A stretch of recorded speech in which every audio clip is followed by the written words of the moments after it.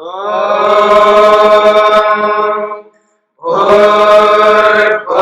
स्वः तत्सवितुर्वरेण्यं भर्गो देवस्य धीमहि धियो यो नः प्रचोदयात्।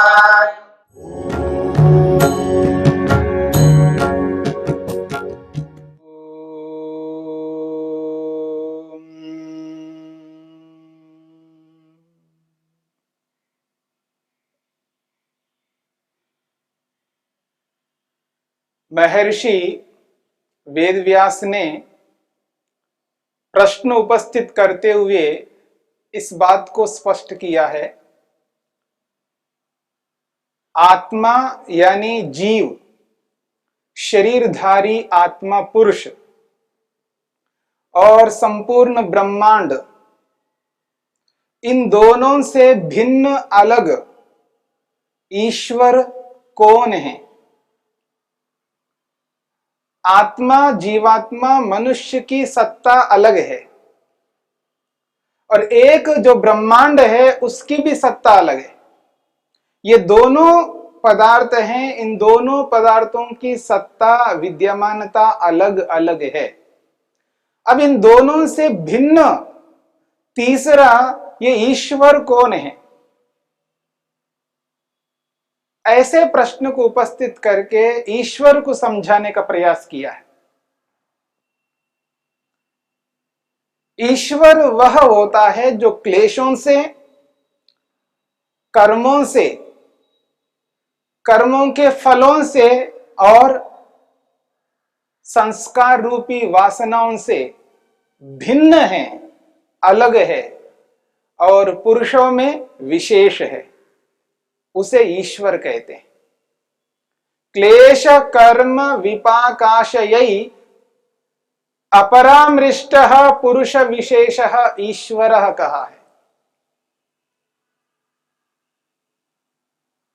अविद्या, अस्मिता, राग, द्वेष, अभिनिवेश, ये 5 क्लेश होते हैं। इन पांचों क्लेशों के बंधन में ईश्वर कभी नहीं आता और इन्हीं 5 क्लेशों के अनुसार व्यक्ति कर्म करता है। राग द्वेष आदि से युक्त होकर के व्यक्ति कर्म करता है, पाप के रूप में या पुण्य के रूप में, और उस पाप और पुण्य रूपी कर्मों के कारण से मनुष्य को सुख या दुख रूपी फल प्राप्त होता है। उस कर्मों से, उन कर्मों से और उस फल से ईश्वर भिन्न है। और जब सुख या दुख रूपी फल को प्राप्त होता है, उस सुख से, उस दुख से आत्मा के ऊपर एक प्रभाव पड़ता है, यानी मन के अंदर उसका संस्कार उत्पन्न होता है, जिसे यहां पर आशय कहा है। वासनाओं को आशय कहते हैं और वासनाओं को संस्कार कहते हैं। इन संस्कारों से भिन्न ईश्वर है। तो इस रूप में क्लेशों, कर्मों, फलों और संस्कारों से जो सर्वथा भिन्न है और समस्त पुरुषों में विशिष्ट है, सर्वोत्कृष्ट है, उसे ईश्वर कहा है। और वह ईश्वर सदा से मुक्त है और सदा ईश्वर ही रहता है। ईश्वर कभी मनुष्य नहीं बनता और मनुष्य कभी ईश्वर नहीं बनता। इस सिद्धांत को 24वें सूत्र में महर्षि पतंजलि ने स्पष्ट कर दिया। जब ईश्वर इस स्वरूप वाला है तो अपने आप मनुष्य ईश्वर से भिन्न है। हां, दोनों एक ही जाति के हैं, क्योंकि मनुष्य भी चेतन है, यानी जीवात्मा चेतन है और ईश्वर भी चेतन है। दोनों चेतन हैं, परंतु चेतन होते हुए भी दोनों अलग अलग हैं, एक नहीं हो सकते। ये तो सामान्य बात है। जब हमारे सामने 2 घड़ियां हैं, 2 घड़ियां हैं, एक जैसी हैं, एक ही कंपनी की हैं और एक ही मॉडल की हैं, पर वो 2 घड़ियां एक नहीं है, अलग अलग है। एक जैसी हैं। संसार में बहुत सारे पदार्थ हैं जो एक जैसे हो सकते हैं। जितने भी नॉन लिविंग थिंग है, जड़त्व के कारण से वो एक कोटि में, जड़ में आ जाते हैं। समस्त संसार जड़ है और जड़ संसार से जीवात्मा भिन्न है, अलग है, वो चेतन है। और चेतन आत्माएं आत्मा की दृष्टि से, जीवात्मा की दृष्टि से अनंत है, जिनको हम गणना नहीं कर सकते, गिन नहीं सकते। उसकी संख्या का हमें पता नहीं है कि कितनी संख्या है आत्माओं की। लाख है, 2 लाख है, करोड़ है, अरब है, 10 अरब है, खरब है, नील है, कितना है हम नहीं गिन सकते। हाँ, ईश्वर गिनता है। ईश्वर के ज्ञान में आत्माओं की संख्या निश्चित है और हमारी दृष्टि से, हमारे मन में, हमारी बुद्धि में आत्माओं की संख्या अनिश्चित है, असंख्य है। इस बात को समझने का प्रयत्न करना। मेरी आत्मा, आपकी आत्मा एक जैसे होते हुए भी दोनों अलग अलग है। मेरी बात को समझने का प्रयत्न करना। मेरी आत्मा, आपकी आत्मा दोनों एक जैसे हैं, पर दोनों एक जैसे होते हुए भी दोनों अलग है। मैं आप नहीं हूं, आप मैं नहीं हूं। मैं अलग हूं, आप अलग है। मैं के रूप में हूं, आप आपके रूप में हैं। हाँ, दोनों एक जैसे हैं। ठीक इसी प्रकार से जितने भी आत्मा हैं, आत्माएं जितने भी होंगी, वो सब जीवात्माएं एक जैसी हैं। उनके समस्त स्वभाव एक जैसे हैं। हाँ, अंतर इतना है कि जीवात्मा जानकारी प्राप्त करके, नैमित्तिक ज्ञान को एकत्रित करके वो अधिक ज्ञानवान बन सकता है। कोई आत्मा कम ज्ञानवान बन सकता है। यानी जो हम सीखते हैं, विद्या ग्रहण करते हैं, विद्यार्जन करते हैं, नॉलेज गेन करते रहते हैं, वो जो बाहर से आने वाला ज्ञान है वो कम ज्यादा हो सकता है, पर आत्मा का अपना जो चेतनत्व है, उसका जो स्वयं का जो ज्ञान गुण है, वो तो समान है सबके अंदर। आत्मा के जितने स्वरूप हैं, आत्मा के जितने भी गुण हैं, वो सब एक जैसे हैं। उनमें कोई अंतर नहीं है। बाहर से जो जानकारी हम प्राप्त करते हैं वो अलग अलग प्राप्त करते हैं, अलग अलग क्षमताओं से प्राप्त करते हैं, अलग अलग साधनों से प्राप्त करते हैं, अलग अलग आलंबनों के कारण से प्राप्त करते हैं, अलग अलग परिवेश में रह करके प्राप्त करते हैं, अलग अलग प्रांत में रह करके प्राप्त करते हैं, अलग अलग देश में रह करके प्राप्त करते हैं। वह जानकारी अलग अलग हो सकती है क्योंकि उसका कारण निमित्त अलग अलग है। देश अलग होने के कारण से भाषा विज्ञान सबका अलग अलग हो सकता है। जो भाषा विज्ञान, जिस व्यक्ति के पास जो भाषा का ज्ञान है, वो जिस देश का है उसका ज्ञान और दूसरे देश का जो भाषा विज्ञान है उसका ज्ञान अलग अलग हो सकता। तो जो बाहर से हम प्राप्त करते हैं, स्थान की दृष्टि से, काल की दृष्टि से, परिवेश की दृष्टि से, परिवार की दृष्टि से अलग अलग प्रकार का ज्ञान और विषयों की दृष्टि से अलग अलग प्रकार का ज्ञान हम प्राप्त करते हैं। जो ऊपर से प्राप्त करते हैं, किसी निमित्त कारण से प्राप्त करते हैं। ऐसे कारण से प्राप्त होने वाले ज्ञान को, जानकारी को नैमित्तिक ज्ञान कहते हैं।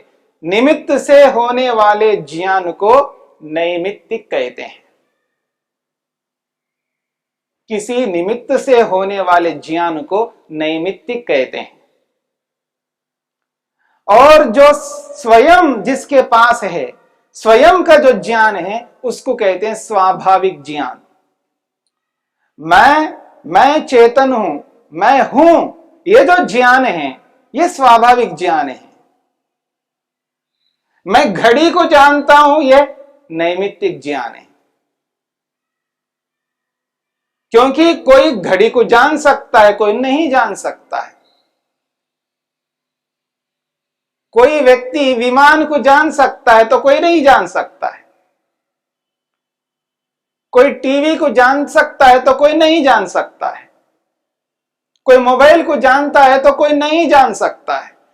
जो निमित्त से, कारणों से होने वाला ज्ञान है वो नैमित्तिक ज्ञान कहलाता है, निमित्त से होने वाला ज्ञान है। और जो स्वाभाविक है, और स्वाभाविक ज्ञान सभी आत्माओं के पास एक जैसा है, एक समान है।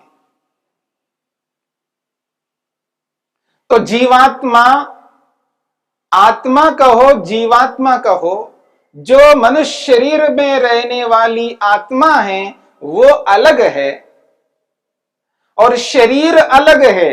ये भी याद रखना, शरीर एक अलग पदार्थ है, स्वतंत्र सत्ता है शरीर की, और आत्मा की स्वतंत्र सत्ता है।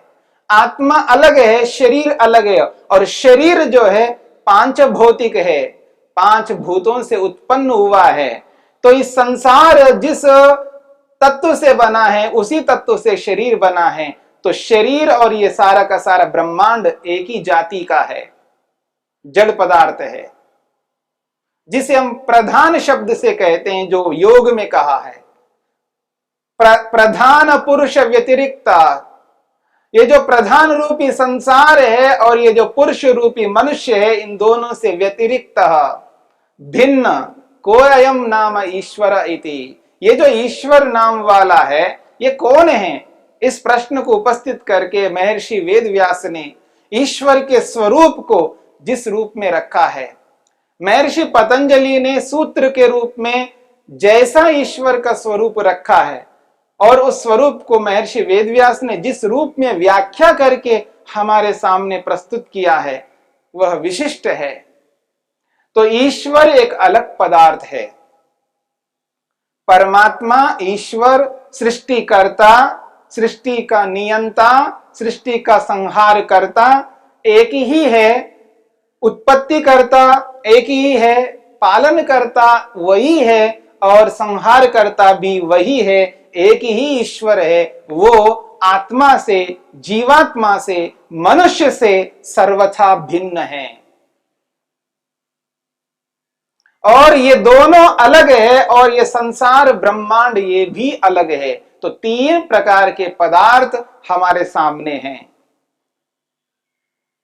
परंपरा से, वैदिक परंपरा से इसे त्रैतवाद कहते हैं। यानी ऐसा वाद, ऐसा विचार, ऐसा सिद्धांत जिसमें तीन प्रकार के पदार्थ हैं,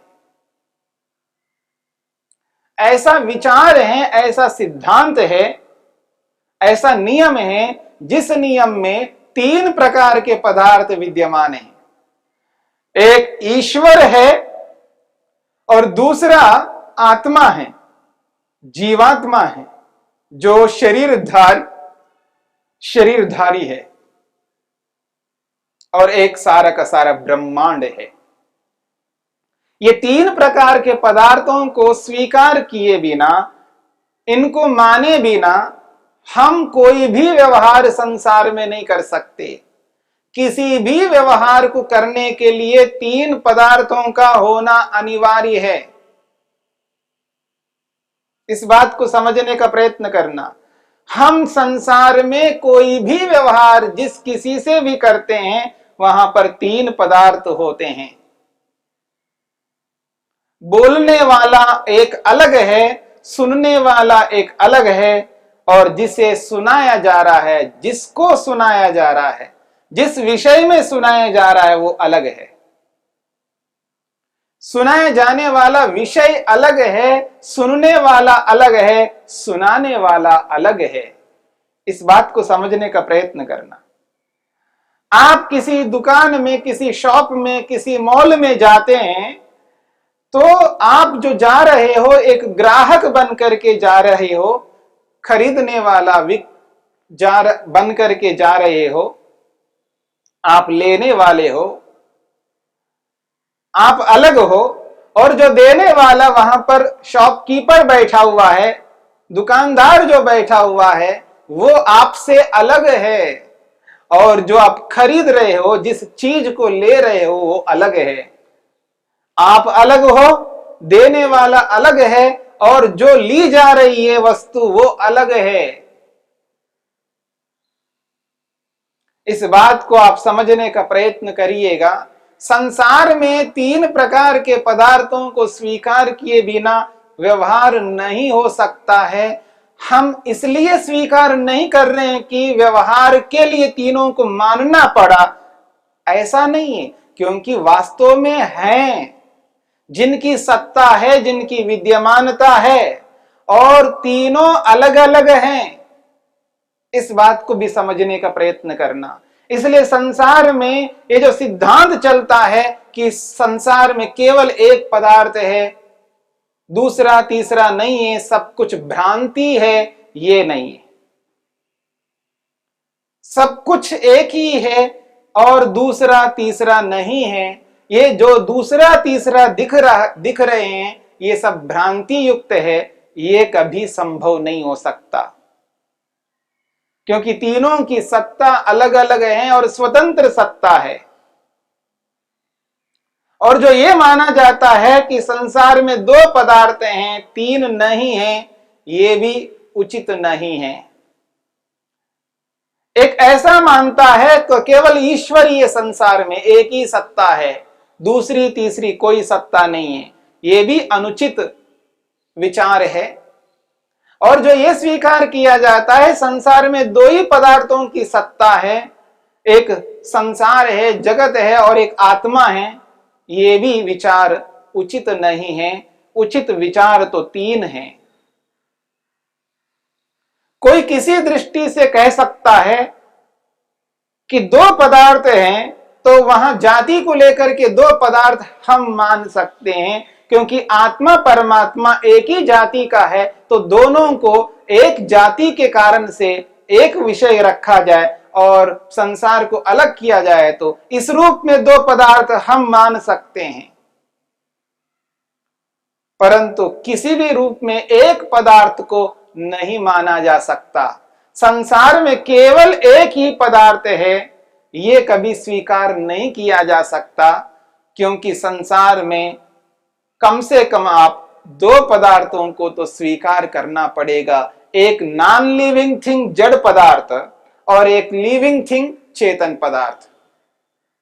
और चेतन में आत्मा की सत्ता सर्वथा अलग है और परमात्मा की सत्ता सर्वथा अलग है।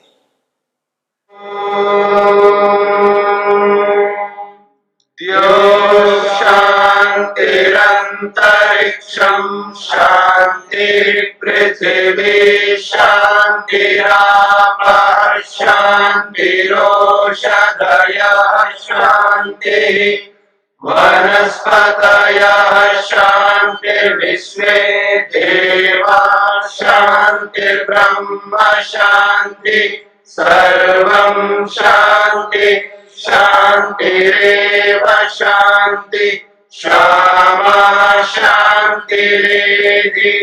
ओम शांति शांति शांति।